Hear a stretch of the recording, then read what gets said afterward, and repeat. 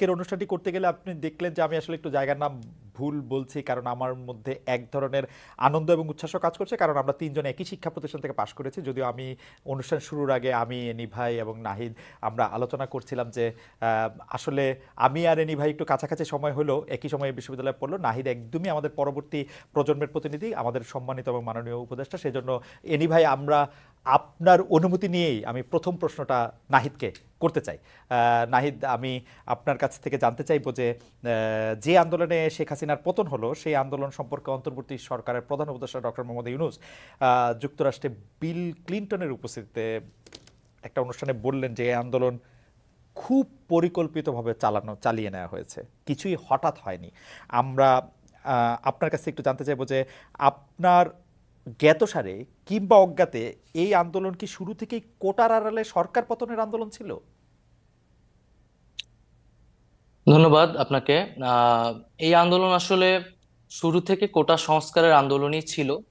এবং যখন হাইকোর্টে রিটটি করা হলো, মানে মানে হাইকোর্টের রায় হলো এবং যে 56% কোটা ফিরিয়ে আনা হলো, তখন কিন্তু বিশ্ববিদ্যালয়ের শিক্ষার্থীরা সবাই ক্ষুব্ধ হয়েছে। কারণ যে আন্দোলন আমরা 18 সালে করেছি, যেটার ফলে কোটার আমরা সংস্কার চেয়েছিলাম, তখনই কিন্তু বাতিল করা হলো, সেটাকে আবার নিয়ে আসা হলো।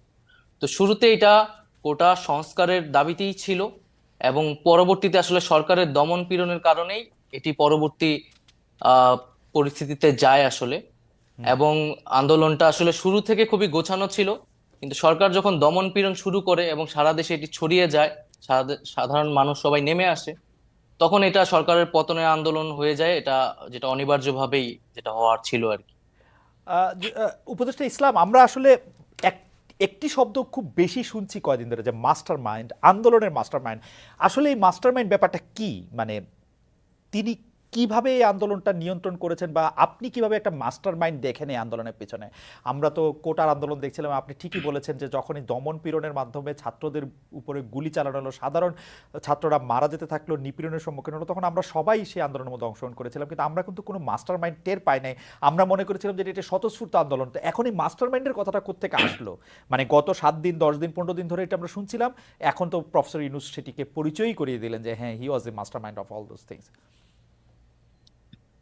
দেখুন, আন্দোলনটা আমরা বৈষম্যবিরোধী ছাত্র আন্দোলন, যেটি একটি সাধারণ শিক্ষার্থীদের প্ল্যাটফর্ম, যেখানে বিভিন্ন রাজনৈতিক দলের নেতাকর্মীরাও ছিলেন।